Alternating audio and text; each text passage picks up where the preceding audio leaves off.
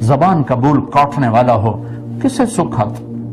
میں لاہور میں تھا، ایک بڑے ارب پتی پارٹی مجھ سے کہنے لگے ایک صاحب کی بیگم آپ سے ملنا چاہتی ہیں، میرے جیسے 200 آدمی اس کی جیب میں آ جاتے ہیں، یہ اس کے ورڈنگ تھے کہ میرے جیسے 200 آدمی اس کی جیب میں آ جاتے ہیں، خود وہ اربوں پتی آدمی، میں اس کو ذاتی طور پر جانتا ہوں، اس کی بیگم آپ سے ملنا چاہتی میں ملا تھا، اور بیان تھا ایسی جیسے اب آپ میں بیان ہو رہا ہے، تو اس میں مستورات بھی تھی، مرد بھی تھے، تو وہ ملنے کے لیے خاتون آئی، وہ باسے لوگ ملنے آتے ہیں، پہلے اپنے کوئی تھوڑا بہت غم سناتے ہیں، پھر وہ رونا شروع کرتے ہیں، وہ خاتون نے بیٹھتے ہی رونا شروع کر دیا، بات ہی شروع نہیں کی، بات ہی آنسوں سے کی، میں کہا وہ تاکھی جاندہ ہے بے دوزو ہے دے بجھے چاہ جاندے تھے انہوں کی بڑی، وہ کہنے لگے مولانا میری کیا زندگی، آپ میرے کپڑے دیکھ رہے ہوں گے، زیور دیکھ رہے ہوں گے، دولت، میں اس دولت کو آگ لگانا چاہتی ہوں، مجھے کچھ نہیں چاہیے، میرے خامن کا سلوک میرے ساتھ اچھا نہیں ہے، مجھے اس پیسے کی کوئی ضرورت نہیں، مجھے اس گاڑیوں کی، ان زیور کی کوئی ضرورت نہیں ہے،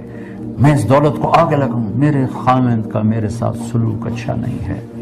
یہ ایک کھربوں پتی آدمی کی بیگم میرے سامنے آنسوں سے روئی ہے، کس پر روئی ہے؟ پیسے کی کم، زیور سونے چاندی کی کم، خامن کے سلوک۔ اور چند دنوں پہلے کراچی آ رہا تھا تو ہمارے ہاں پی آئی اے کا پائلٹ، ایک بڑی اچھی پوسٹ، باعزت ریزنیبل پوسٹ ہے، اچھی تنخواہ بھی ہے، خوشحالی بھی ہے، اسے پتا چلا میں جہاز میں تو آ گیا، اور وہ میرے سامنے رونے لگا کہ مولانا صاحب میری زندگی برباد ہو گئی۔ کیا؟ پہلے اس نے تعارف کیا، میں پائلٹ ہوں، میں ساری دنیا میں پھرتا ہوں، پر میری زندگی تباہ ہے۔ کیا ہوا؟ کہ میری بیوی کی 20 فٹ لمبی زبان، میں کہا 2 انچ نہیں، کہ نہیں 2 انچ نہیں 20 فٹ ہے، پوری 20 فٹ۔ میں کہا بے تم وٹھیا میں نہیں بٹھیں دی، میں کی کہا۔ تو وہ اتنے اچھی، پاکستان میں بڑی اچھی جاب ہے پی آئی اے کا پائلٹ جو باہر جاتا ہو، وہ رو رہا ہے کس سے؟ اپنی بیوی کے برے اخلاق سے اور بد زبانی سے۔ صرف کر کے بچہ باپ کو بول دے تو اس کی ساری رات کی نیند اڑ جاتی، ماں کو آنکھ دکھا دے بیٹی تو اس کی نیند اڑ جاتی۔ میرے نبی سے پوچھا گیا یا رسول اللہ قیامت کب آئے گا؟ کہا اللہ کو پتہ کب آئے گی، کہ کوئی نشانی تو بتائیں۔ جب ماؤں کو ذلیل کیا جائے گا آ جائے گی۔ آپ یہاں تو رشتے ناتوں کو کوئی پہچانتا نہیں کہ ماں کسے کہتے ہیں، باپ کسے کہتے ہیں۔ میرے نبی نے کہا کاش میری ماں زندہ ہوتی، تم دیکھتے میں کیا کرتا۔ میں عشاء کی نماز کے مصلی پہ کھڑا تھا، سورۃ فاتحہ پڑھ رہا تھا، اور ادھر سے میری ماں کہتی محمد، تو میں نماز توڑ کے کہتا اماں جی لبیک، حاضر ہوں۔ تمہیں کیا گلہ دو؟ کوئی لاکھوں ماؤں میں ایک خوش نصیب ماں ہوتی ہے جس کی اولاد اس کی رضا دیکھتی ہے، ورنہ ماؤں کو بلکتے روتے تڑپتے سسکتے دیکھا۔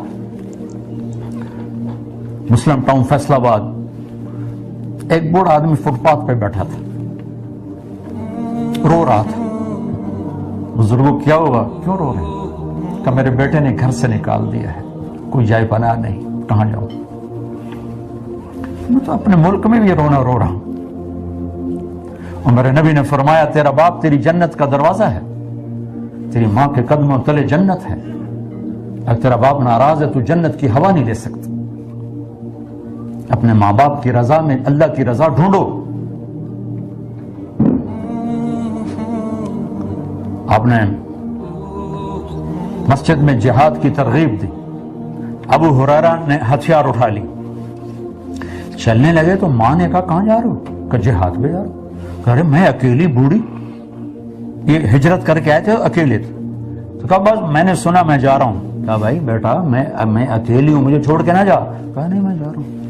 تو انہوں نے اپنی چھاتی کی طرف اشارہ کیا، تجھے یہ دودھ پلائے اس کا واسطہ، نہ جا۔ کہا نہیں میں جا رہا ہوں۔ تو انہوں نے اللہ کے نبی کو پیغام بھیج دیا کہ میں نے ابو ہریرہ کو اپنے دودھ کا واسطہ دیا، اس نے پھر بھی میری بات نہیں مانی۔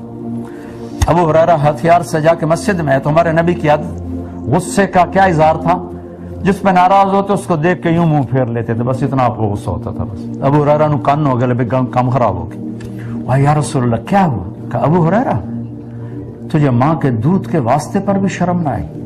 مجھے تیری تلوار اور جہاد کی کوئی ضرورت نہیں، جب چلا جا ماں کے قدموں میں بیٹھ۔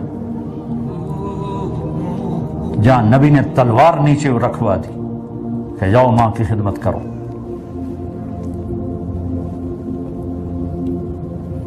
حضرت عمر کے زمانے میں کلاب رحمت اللہ علیہ وہ جہاد پہ چلے گئے، ماں باپ کو بتایا بھی نہیں۔ امیہ رضی اللہ تعالیٰ عنہ کے بیٹے، وہ بوڑھے دونوں، میاں بھی بوڑھے، انہیں پتہ چلا کہ ہمارا بیٹا جہاد پہ گیا اور بتائے کوئی نہیں، اور ہم دونوں بوڑھے تھے، انہیں کچھ شعر کہے، اذا دعت الحمامة ساق حر الى بيضاتها دعوى كلابا تركت اباك مرعشة يداه وامك لا تصيغ لها شرابا۔ ارے بیٹے کلاب، کب چلے گئے جہاد میں؟ جب تیرے باپ کے ہاتھ کانپتے ہیں اور تیری ماں خود کھانا نہیں کھا سکتی۔ حضرت عمر کو ان اشعار کا پتہ چلا، انہوں نے کہا کلاب کدھر ہے؟ کہا جی وہ فلاں جہاد فلاں جگہ کا، بلواؤ۔ تابعی ہیں، صحابہ کا زمانہ ہے، جب وہ آئے کوڑا اٹھایا، مار مار مار، اور سر میں مار رہے، اور کہیں اچھا بوڑھے ماں باپ کو چھوڑ کے کون سا جہاد کر رہے ہو؟ پھر اٹھائیں لاٹھی اور پھر سر میں ماریں، بوڑھے ماں باپ کو چھوڑ کے کون سا جہاد کر رہے ہو؟ اتنا مارا کہ صحابہ کہتے ہیں ہمارا جی چاہ کے بس کر دیتے۔ پھر فرمایا جب تک تیرے ماں باپ زندہ ہیں تم مدینے سے باہر قدم نہیں نکال سکتے۔ میرے نبی نے فرمایا عمر تیرے دور میں ایک شخص آئے گا یمن سے، اس کا نام ہوگا اویس بن عامر، کالے رنگ کا ہوگا، درمیانے قد کا ہوگا، مراد قبیلہ ہوگا، قرن اس کی سب کاسٹ ہوگی۔ جب آئے تو اور علی دونوں مل کر اس سے دعا کروانا، عمر اور علی۔ آپ نے کہا میرے بعد کوئی نبی ہوتا تو عمر ہوتا۔ آپ نے کہا میدان عرفات میں میرا اللہ صحابہ پہ فخر کر رہا ہے اور عمر پہ خاص طور پہ فخر کر رہا ہے۔ آپ نے کہا علی جنت میں تیرا گھر میرے گھر کے سامنے ہے۔ ان سے کہا جا رہا ہے اویس سے دعا کروانا، اس لیے کہ اس نے ماں کی خدمت کر کے وہ مقام پایا ہے جب ہاتھ اٹھاتا اللہ خالی ہاتھ واپس نہیں لوٹاتا۔ عمر رضی اللہ عنہ جیسے ڈھونڈ رہے ہیں اویس کو، حج کے موسم میں سارے حاجی اکٹھے کر لیے، او بھائی سارے کھڑے ہو جاؤ، اچھا بھائی یمن والے کھڑے رہو باقی بیٹھ جاؤ، کھڑے ہو، اچھا بھائی مراد قبیلے والے بیٹھ جاؤ باقی کھڑے رہو باقی یمنی بیٹھ جاؤ، اچھا بھائی سارے مراد والے بیٹھ جاؤ صرف قرن والے کھڑے رہو، تو ایک آدمی باقی بچا۔ آپ نے کہا اچھا تو قرنی ہے؟ کہا جی ہاں۔ اویس کو جانتے ہو؟ جی میرا بھتیجا۔ انہوں نے پاگل ہے آپ کیوں پوچھ رہے ہیں؟ حضرت عمر رونے لگے، لگتا ہے تو پاگل ہے، ادھر ہے؟ کہا جی ہے۔ کہاں ہے؟ کہا جی عرفات گیا ہے اونٹ چرانے۔ تو آپ نے حضرت علی کو ساتھ لیا اور دوڑ لگا تھی، وہاں دیکھا تو اویس نماز پڑھ رہے تھے۔ انہوں نے محسوس کیا کہ لوگ آ گئے، نماز مختصر کر کے سلام پھیرا۔ حضرت عمر نے پوچھا کون ہو بھائی؟ کہا جی مزدور ہوں۔ نام کیا ہے تیرا؟ کہا جی اللہ کا بندہ۔ کہا میرے بھائی سارے ہی اللہ کے بندے ہیں، تیری ماں نے تیرا کیا نام رکھا ہے؟ کہا میرے بھائی آپ کون لوگ ہو، مجھے کیوں پوچھ رہے ہو؟ تو جانتے نہیں تھے، پہلی دفعہ آئے تھے۔ تو حضرت علی نے کہا یہ امیر المومنین ہے عمر، میں ہوں علی۔ پھر وہ کانپ گئے، کہا جی میں معافی چاہتا ہوں، میں تو پہچانتا نہیں، میں تو پہلی دفعہ آیا ہوں۔ حضرت عمر نے کہا تو اویس ہے نا؟ کہا جی کہا ہاتھ اٹھا ہمارے لیے دعا کر۔ وہ رونے لگے، کہا میں دعا کروں آپ کے لیے؟ کہا ہاں ہمارے نبی نے حکم دیا تھا تم سے دعا کروانے۔ اس کے پیچھے علم، تقوی، زہد، جہاد، تبلیغ نہیں، ماں کی خدمت، ماں کی دعائیں۔ سلوک سے زندگی بنتی ہے، اخلاق سے گھر آباد ہوتے ہیں۔ کہ خامند اور بیوی کا رشتہ، اولاد کا رشتہ سمجھائے۔ حضرت عائشہ رضی اللہ تعالیٰ عنہ چھوٹی عمر کی شادی ہوئی تھی تو آپ ان کو آٹا گوندھ کے خود دیتے تھے۔ 9 بیویاں تھی آپ کی، کپڑے خود دھوتے تھے، کبھی کسی بیوی سے کپڑے نہیں دھلائے، اپنے کپڑے خود دھوتے تھے، کوئی جوتا پھٹ گیا خود سی لیتے تھے۔ عائشہ رضی اللہ تعالیٰ عنہ چھوٹی عمر کی تھی، خوش کرنے کے لیے لقمے بنا بنا کے ان کے منہ میں ڈالتے تھے، ان کو خود کھلاتے تھے۔ بڑی بڑی گوشت کی بوٹیاں ہوتی تھی، حضرت عائشہ بوٹی اٹھا کے کھاتی، 2-4 جگہ سے نوچ کے رکھا، اللہ کے نبی اٹھاتے، جہاں سے اما عائشہ نے نوچا ہوتا تھا وہاں سے دکھا دکھا کے کھاتے تھے۔ یہ گھر کی زندگی سمجھائی، یہ گھر کی زندگی بتائی۔ جہاد کے سفر سے واپسی ہو رہی ہے، 2 جہان کے سردار ہیں، صحابہ سے کہنے لگے چلو بھائی آگے چلے جاؤ۔ جب سارے آگے چلے گئے اور غائب ہو گئے تو آپ نے کہا عائشہ دوڑ لگائیں، عائشہ دوڑ لگائیں۔ آپ کو بڑے سے بڑا مولانا کہے گا بیوی کو میرے ساتھ دوڑ لگا؟ لوگ ہی فتویٰ لا دیں من گئے، دین کا تو پتہ ہی نہیں، دین صرف یوں سمجھتے کہ دین بڑی خشک روٹی دا نا دین ہے۔ دین سے زیادہ تو مزیدار چیز کو نہیں، اللہ کی قسم، دین سے زیادہ خوبصورت شے کوئی۔ ہم کیا جانے زندگی کسے کہتے ہیں؟ آپ لوگوں نے پیسے بنائے لیکن آپ کی لائف کوالٹی کیا ہے؟ سارا دن مشین کی طرح بھاگ رہے. اس کا نام زندگی. کوئی فارغ ٹائم تھا تو وہ موبائل نے لے لے, اللہ دے بندے ٹائلٹ چ موبائل سنی جانتے. یہ لائف کوالٹی ہے, اس کو لائف کوالٹی کہتے ہیں. بھائی جڑے 2 منٹ اللہ بالکل ویلا کر کے بایا اس بھی سودے کیتی جاندے تے چاہ بھی لو تے دے بھی دیو تے لائے بھی لو. اس کو لائف, گھر میں بیٹھے فون سنے جا رہے ہیں, گاڑی میں فون پڑا ہوا ہے. یہ لائف کوالٹی, اس کا نام زندگی. زندگی خوبصورت چیز ہے جو اسلام بتاتا ہے. بھاگ رہے. میں آپ کو اللہ رسول کا واسطہ دیتا ہوں. صبح اٹھتے ہی پہلی سوچ کیا ہوتی؟ سوائے لین دین کا کوئی اور سوچ ہے کاروباری کی؟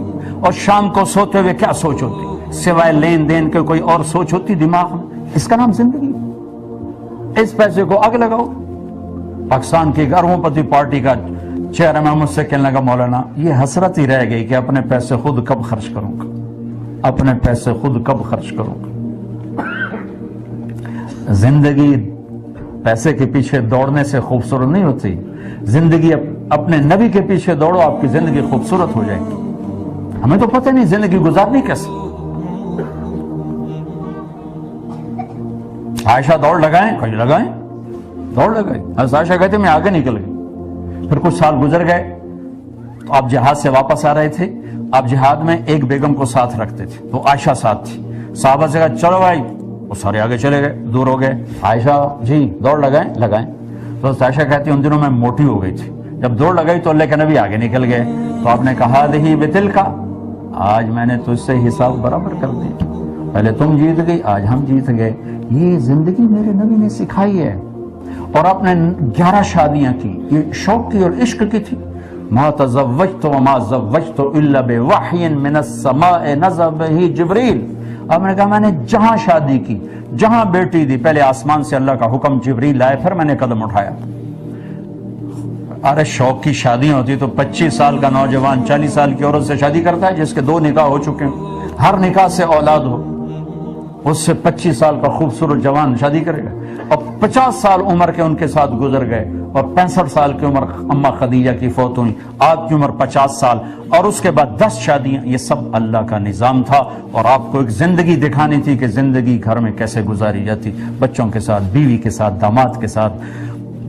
بیٹا تو آپ کا تھا نہیں کہ بہو کے ساتھ. تو آپ نے اپنی خوبصورت زندگی اپنی امت کو ڈیلیور کی, اور 9 گھر اس لیے چلائے کہ آپ کو پتہ چلے کہ گھروں میں کیسے خوشی آتی ہے. 2 مہینے میرے نبی کے گھر میں چولہا نہیں جلتا, اور بیویوں کو کوئی شکایت نہیں, جان قربان کر رہے.